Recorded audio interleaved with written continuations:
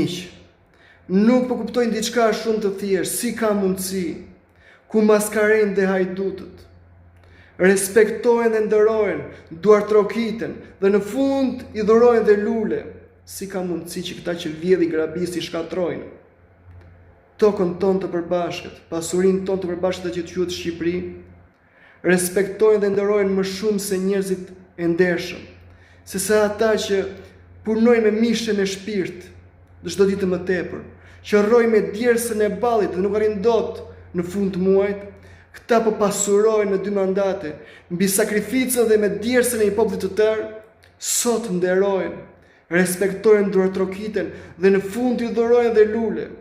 Si ka mundësi që civilizmi në Shqipëri është kthyer një profesion dhe përkulja para të fortëve është bërë mënyrë jetese?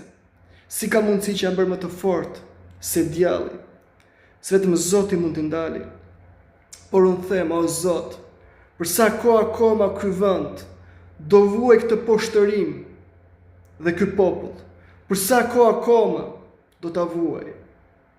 Është një çmenduri e vërtet, ku këta njerëz vjedhin grabisin, shkatrojnë dhe në fund duartrokiten, respektojnë.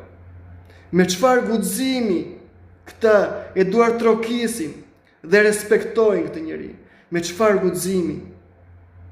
Kaq poshtë ka rënë shoqëria shqiptare sot, ku ndeshmëria është lënë në arres, dhe prandaj ky vend nuk ecë përpara, po ecë mbrapsht, ku maskaren dhe hajdutët nderojnë dhe respektojnë, duartrokiten.